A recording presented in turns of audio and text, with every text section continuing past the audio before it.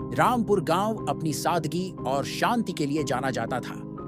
यहाँ के लोग ज्यादातर खेती किसानी और पशुपालन में व्यस्त रहते थे। लेकिन इस गांव की एक अजीब बात थी, इसके पास का जंगल। इसे काल रात्रि जंगल कहा जाता था। दिन में भी इस जंगल के अंदर जाने से लोग डरते थे। गांव वालों का मानना था कि वहां प्रेत आत्माओं का वास है। कई डरावने किस्से इस जंगल के बारे में प्रचलित थे और जो लोग कभी वहां गए थे उन्होंने या तो अजीब हरकतें देखी थीं या फिर वापस लौटकर खुद को पूरी तरह से खोया हुआ महसूस किया था। गांव का एक युवक अर्जुन इन बातों पर विश्वास नहीं करता था। वह युवा था, निडर और हमेशा चीजों को तर्क के आधार पर देखता था। अर्जुन ने हमेशा इन कहानियों को कोरी गप्प समझा और अक्सर अपने दोस्तों से कहा करता कि यह सब बुजुर्गों की बनाई हुई बातें हैं ताकि लोग जंगल में न जाएं। लेकिन दोस्तों और गांव वालों ने उसे समझाने की कोशिश की थी कि इस जंगल के साथ मजाक करना खतरनाक हो सकता है। एक दिन अर्जुन ने तय किया कि वह जंगल के रहस्य को खुद जाकर सुलझाएगा। उसने अपने दोस्तों के साथ इस बारे में बात की, लेकिन कोई भी उसके साथ जाने को तैयार नहीं हुआ। वे डर से कांप उठे और उसे मना करने लगे। अर्जुन ने अपने मन में ठान लिया कि वह अकेला जाएगा। उसने एक टॉर्च, एक डंडा और कुछ खाने पीने का सामान लिया और सूर्यास्त के ठीक बाद जंगल की ओर निकल पड़ा। जंगल का प्रवेश द्वार घने पेड़ों और लताओं से ढका हुआ था। अंदर घुसते ही ठंडी हवा का झोंका अर्जुन के चेहरे से टकराया। चारों ओर सन्नाटा था। टॉर्च की रोशनी में घने पेड़ों की परछाइयां भयावह लग रही थीं। अर्जुन ने महसूस किया कि जंगल में कदम रखते ही एक अजीब सा भारीपन उसके सीने पर उतर आया है। लेकिन उसने इसे अपनी घबराहट समझा और आगे बढ़ता रहा। थोड़ी देर चलते चलते अर्जुन को ऐसा महसूस हुआ जैसे कोई उसका पीछा कर रहा हो। उसने पलटकर देखा, लेकिन पीछे कुछ नहीं था। उसने अपने मन को समझाया कि यह उसकी कल्पना है और वह आगे बढ़ गया। लेकिन जैसे जैसे वह गहराई में जाता गया, जंगल और डरावना होता गया। अचानक उसे पेड़ों के पीछे से किसी के हंसने की आवाज सुनाई दी। आवाज में एक अजीब सा खिंचाव था, मानो कोई उसे चिढ़ा रहा हो। अर्जुन ने आवाज की दिशा में टॉर्च घुमाई, लेकिन वहां कुछ भी नहीं था। कुछ दूर चलने के बाद उसे एक पुराना मंदिर दिखाई दिया, जो अब खंडहर में बदल चुका था। मंदिर के चारों ओर घनी झाड़ियां और टूटे हुए पत्थर बिखरे पड़े थे। अर्जुन ने मंदिर के पास जाकर अंदर झांकने की कोशिश की। जैसे ही उसने कदम अंदर रखा, उसे एक जोरदार आवाज सुनाई दी। कौन है जो यहां आने की हिम्मत कर रहा है? अर्जुन का दिल जोर से धड़कने लगा। उसने टॉर्च की रोशनी चारों ओर घुमाई, लेकिन वहां कोई नहीं था। तभी अर्जुन ने देखा कि मंदिर के एक कोने में एक पुरानी मूरत रखी हुई थी। मूरत पर खून के धब्बे थे और उसके चारों ओर राख बिखरी हुई थी। अर्जुन ने महसूस किया कि वहां का माहौल अचानक बहुत ठंडा हो गया है। वह जल्दी से वहां से निकलने की कोशिश करने लगा, लेकिन जैसे ही उसने मुड़कर बाहर कदम रखा, उसे लगा कि किसी ने उसका कंधा पकड़ लिया है। अर्जुन ने डर के मारे पलटकर देखा, लेकिन वहां कोई नहीं था। उसकी सांसें तेज हो गईं। वह तेजी से दौड़ने लगा, लेकिन जैसे जैसे वह दौड़ता, उसे महसूस हुआ कि जंगल का रास्ता खत्म होने का नाम ही नहीं ले रहा। उसे लगा कि वह बार-बार एक ही जगह पर घूम रहा है। तभी उसे एक बूढ़े आदमी की छवि दिखाई दी। वह आदमी सफेद कपड़ों में था और हवा में तैरता हुआ दिखाई दे रहा था। उसकी आंखें चमक रही थीं और वह अर्जुन को घूर रहा था। अर्जुन ने साहस करके उससे पूछा, तुम कौन हो और यह सब क्या है?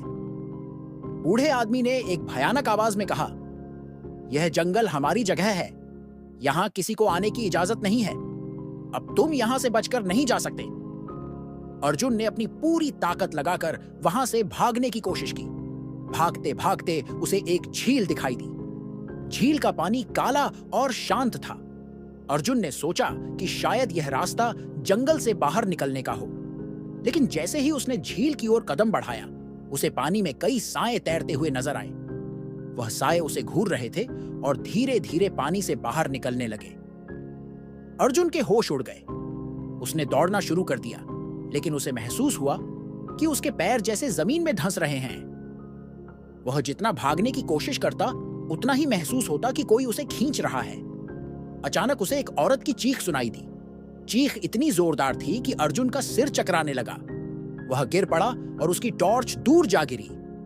चारों ओर अंधेरा छा गया। अर्जुन ने महसूस किया कि कोई उसके पास खड़ा है। उसने धीरे धीरे सिर उठाया और देखा कि एक औरत सफेद साड़ी में उसके सामने खड़ी है। उसके लंबे बाल चेहरे पर झुके हुए थे और उसकी आंखें लाल जल रही थीं। औरत ने धीरे से कहा, तुमने यहां आने की गलती क्यों की? अर्जुन कुछ बोल नहीं पाया। उसके मुंह से आवाज तक नहीं निकल रही थी। अचानक औरत जोर से हंसने लगी। उसकी हंसी पूरे जंगल में गूंजने लगी। अर्जुन ने किसी तरह हिम्मत जुटाई और वहां से रेंगते हुए बाहर निकलने की कोशिश की। तभी औरत ने एक बार फिर कहा, अब तुम इस जंगल का हिस्सा बन चुके हो। अर्जुन की चेतना धीरे धीरे खत्म होने लगी। उसे लगा जैसे वह बेहोश हो रहा है। जब उसे होश आया तो वह गांव के बाहरी हिस्से में पड़ा हुआ था। गांव के लोग उसे घेर कर खड़े थे। किसी ने उसे वहां देखा था और उसे उठाकर लाए थे। लेकिन अर्जुन अब पहले जैसा नहीं रहा। उसकी आंखों में एक अजीब सा खालीपन था। वह किसी से बात नहीं करता था और अक्सर रात में अचानक चीखने लगता। गांव वालों ने समझ लिया कि अर्जुन अब भी उस जंगल के साए से बाहर नहीं आया है। कुछ महीने बाद अर्जुन गांव से गायब हो गया। लोग कहते हैं कि वह फिर से जंगल में गया था और इस बार वह कभी वापस नहीं लौटा। अब गांव वाले और भी डरने लगे। उन्होंने जंगल के पास जाना पूरी तरह बंद कर दिया। काल रात्रि जंगल का रहस्य आज भी बरकरार है। लोग कहते हैं कि जो एक बार उस जंगल में गया वह फिर कभी पहले जैसा नहीं रहा। उस जंगल की प्रेत आत्माएं आज भी वहां अपनी हंसी और चीखों के साथ मौजूद हैं। गांव में अर्जुन के गायब होने के बाद से खौफ और बढ़ गया। रामपुर के लोग अब उस जंगल का नाम तक लेने से डरने लगे थे। बच्चे रातों को डरावने सपने देखकर जाग जाते और बुजुर्ग गांव वालों को समझाते कि जंगल के पास जाने की बात भी मत करना। लेकिन अर्जुन के गायब होने के बाद से एक और अजीब चीज शुरू हुई। गांव में अजीब घटनाएं होने लगी। रात के वक्त गांव में कुछ लोगों को अपने घरों के बाहर अजीब कदमों की आवाज सुनाई देती। कोई दरवाजे पर दस्तक देता, लेकिन बाहर कोई न होता। कुछ लोगों ने बताया कि उन्होंने रात में अपने आंगन में सफेद साड़ी पहने एक औरत को घूमते हुए देखा। वह सिर्फ खड़ी रहती और अचानक गायब हो जाती। अर्जुन के माता पिता उसके लौटने की उम्मीद में टूट चुके थे। उसकी मां अक्सर अपने घर के कोने में बैठी रोती रहती। अर्जुन का छोटा भाई विवेक, जो केवल 16 साल का था, अब इस रहस्य को सुलझाने के लिए बेचैन हो गया। उसने ठान लिया कि वह अपने भाई को वापस लाएगा। लेकिन गांव वालों ने उसे रोकने की कोशिश की। उन्होंने उसे अर्जुन का उदाहरण देकर डराने की कोशिश की, लेकिन विवेक के इरादे मजबूत थे। एक रात विवेक ने अपने दोस्त सुरेश को अपने साथ चलने के लिए मनाया। सुरेश बहुत डरा हुआ था, लेकिन विवेक की जिद के आगे उसने हां कर दी। दोनों ने जरूरी सामान बांधा और रात के समय चुपचाप जंगल की ओर निकल पड़े। जंगल के पास पहुंचते ही उन्हें वही अजीब सन्नाटा महसूस हुआ जो अर्जुन ने महसूस किया था। यह जगह जैसे जीती जागती चीज लग रही थी।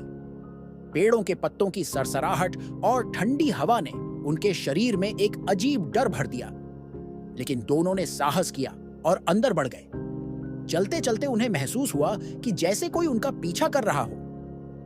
पेड़ों के बीच से हल्की हल्की खड़कने की आवाजें आ रही थीं और हवा में कुछ अजीब सी गंध थी।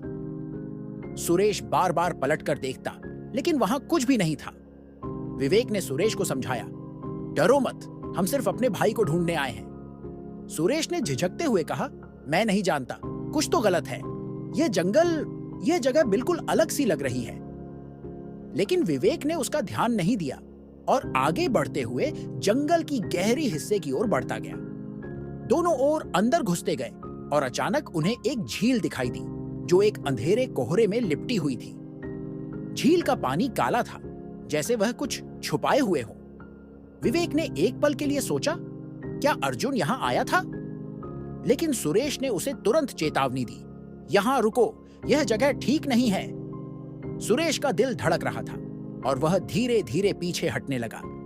लेकिन विवेक ने उसकी बात को अनसुना किया और झील के किनारे तक पहुंचने के लिए आगे बढ़ा। जैसे ही वे झील के पास पहुंचे, वहां एक अजीब सी हलचल हुई और पानी के अंदर कुछ हलचल सी महसूस होने लगी। अचानक झील के पानी से एक कटी फटी आकृति बाहर आई। यह आकृति एक औरत की थी जो सफेद साड़ी में लिपटी हुई थी और उसकी आंखें लाल जल रही थी। सुरेश की चीख निकल गई, यह क्या है? विवेक ने बिना किसी डर के उस औरत की ओर कदम बढ़ाया, जबकि सुरेश के रोंगटे खड़े हो गए। वह औरत धीरे धीरे झील से बाहर आ रही थी और उसके कदम जैसे धीरे धीरे सुरेश की ओर बढ़ रहे थे। सुरेश घबराकर भागने के लिए मुड़ा, लेकिन तभी वह औरत बोली, तुम भाग नहीं सकते। उसकी आवाज इतनी ठंडी और खौफनाक थी कि सुरेश का शरीर अकड़ गया। उसकी सांसें तेज हो गईं और वह चुपचाप खड़ा रह गया। विवेक अब उस औरत के बिल्कुल पास था। उसकी आंखों में एक अजीब सी चमक थी, जैसे वह पूरी तरह से उस प्रेतात्मा के प्रभाव में आ चुका हो। औरत ने धीरे से मुस्कुराते हुए कहा, तुम्हारा भाई तुम्हारे पास कभी नहीं लौटेगा। वह इस जंगल का हिस्सा बन चुका है। अब तुम्हें भी हमें छोड़ना नहीं होगा। सुरेश ने डरे हुए विवेक से कहा, विवेक, भागो, हमें वापस जाना होगा। लेकिन विवेक ने उसकी बात को अनसुना कर दिया। वह औरत अब बिल्कुल पास आ चुकी थी और उसकी खौफनाक मुस्कान अब और भी डरावनी हो गई थी। अचानक विवेक ने अपनी आंखें बंद की और एक अजीब सी हंसी हंसी, जो बिल्कुल अर्जुन की जैसी थी। सुरेश को अब यह समझ में आ गया कि विवेक भी अब पूरी तरह से इस प्रेतात्मा के प्रभाव में आ चुका है। वह डर के मारे चिल्लाया, विवेक, तुम क्या कर रहे हो? लेकिन विवेक अब एकदम शांत था। उसकी आंखों में कोई भावना नहीं थी, सिर्फ एक अजीब सी तन्हाई। सुरेश ने अपनी पूरी ताकत लगाई और विवेक को खींचते हुए जंगल से बाहर की ओर दौड़ा, लेकिन उसकी हालत अब पहले जैसी नहीं रही। वह जैसे उसी औरत और अर्जुन के प्रभाव में था। वह धीरे धीरे झील की ओर वापस बढ़ रहा था। सुरेश ने विवेक को पकड़ने की कोशिश की, लेकिन विवेक ने उसे झटके से हटा दिया। अचानक सुरेश ने महसूस किया कि जंगल के वातावरण ने जैसे उसे पूरी तरह से घेर लिया हो। चारों ओर घना अंधेरा था और जैसे जैसे वह विवेक को खींचता गया, उसे महसूस हुआ कि वह एक बार फिर उसी जगह पर लौट आया है जहां वह शुरू हुआ था। झील, उस औरत और विवेक का चेहरा, ये सभी चीजें अब एक गहरे साए की तरह उसकी चेतना में समा चुकी थीं। सुरेश ने एक आखिरी बार विवेक को पुकारा, लेकिन अब उसे उस खौफनाक जगह से बाहर निकलने का कोई रास्ता नहीं दिखा। सुरेश की उम्मीद अब पूरी तरह से खत्म हो चुकी थी। उसने महसूस किया कि वह और विवेक दोनों इस जंगल के शाप का शिकार हो चुके थे। उसे अब यह समझ में आने लगा था कि वह और विवेक अकेले नहीं थे। जंगल के अंदर एक अदृश्य शक्ति थी जो उन्हें अपनी गिरफ्त में ले चुकी थी। सुरेश की स्थिति और भी खराब हो गई थी और वह किसी तरह वहां से निकलने की कोशिश कर रहा था, लेकिन हर कदम पर उसे लगा जैसे वह कहीं न कहीं और मुसीबत में फंसता जा रहा हो। सुरेश ने विवेक को फिर से पुकारा, विवेक, तुम वापस क्यों जा रहे हो? तुम क्या कर रहे हो? लेकिन विवेक अब पूरी तरह से उस प्रेतात्मा के प्रभाव में था। उसकी आंखों में कोई भावना नहीं थी और उसकी चाल अब जैसे किसी अजीब से नशे में डूबे हुए व्यक्ति की थी। वह झील के किनारे पर खड़ा था और उस औरत की तरफ देख रहा था जो अब पूरी तरह से उसके पास आ चुकी थी। सुरेश के दिल में एक और डर समा गया। वह जितना आगे बढ़ता, वह उतना ही उलझता चला जाता। जंगल में हर तरफ सन्नाटा था, लेकिन अब वह सन्नाटा उसे खौफनाक महसूस हो रहा था। जैसे जैसे वह बढ़ता, उसे वही चीखें सुनाई देने लगीं जो उसने पहले सुनी थीं। वह अब सिर्फ एक अंधेरे रास्ते पर था और उसके पास लौटने का कोई रास्ता नहीं था। उसे लगा कि वह शायद अब उस औरत की गिरफ्त में आ चुका है, जैसे अर्जुन और विवेक हो चुके थे। अचानक सुरेश को एक अजीब आवाज सुनाई दी जो उसके कानों में गूंजने लगी। यह आवाज उसकी सांसों से मेल खाती हुई सी महसूस हो रही थी, जैसे उसके दिल की धड़कन और जंगल की खामोशी एक हो गई हो। फिर सुरेश ने देखा कि दूर से एक और अजीब छाया आ रही थी जो उसे अपने पास बुला रही थी। वह छाया धीरे धीरे आकार ले रही थी और जब वह पास आई तो सुरेश की आंखें चौड़ी हो गईं। यह वही औरत थी जो पहले झील से बाहर आई थी, लेकिन अब उसका रूप और भी भयावह हो चुका था। उसकी साड़ी अब कटी फटी हुई थी और उसके चेहरे की त्वचा उधड़ी हुई थी। उसकी आंखें खून से भरी हुई थीं और उसकी मुस्कान अब और भी विकृत हो चुकी थी। सुरेश ने एक जोरदार चीख मारी और भागने की कोशिश की, लेकिन उसकी टांगों में जैसे ताकत नहीं थी। वह जंगल के अंधेरे में गुम हो गया था और उसी अजीब शक्ति ने उसे घेर लिया था। वह अब महसूस कर रहा था कि वह उस औरत के करीब था, जैसे वह उसे पूरी तरह से अपने वश में कर चुकी हो। वह उसका शिकार बन चुका था और उसे अब यह भी नहीं समझ आ रहा था कि वह क्या कर रहा था। तभी सुरेश की आंखों के सामने विवेक का चेहरा आया। विवेक की आंखों में कोई हलचल नहीं थी और उसका चेहरा एक डरावने संतुलन में था। वह अब पूरी तरह से उस प्रेतात्मा के अधीन था। सुरेश ने विवेक को पुकारने की कोशिश की, विवेक, तुम मुझे छोड़ दो, मुझे छोड़ दो। लेकिन विवेक अब पूरी तरह से उसे अनदेखा कर रहा था, जैसे वह किसी और ही दुनिया में खो चुका हो। उसकी आंखों में एक खोई हुई दुनिया थी और वह धीरे धीरे सुरेश से दूर हो रहा था। सुरेश ने आखिरी बार विवेक को पुकारा, लेकिन अब वह उस अजीब शक्ति से मुक्त नहीं हो सकता था। उसकी जान पर बनाई थी और वह अब इस जंगल के अंदर बंधा हुआ था। सुरेश ने आखिरी बार जंगल की ओर देखा और फिर वह सब कुछ अंधेरे में खो गया।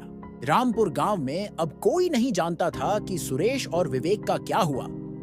कई महीने तक लोग जंगल में गए, लेकिन उनका कोई निशान नहीं मिला।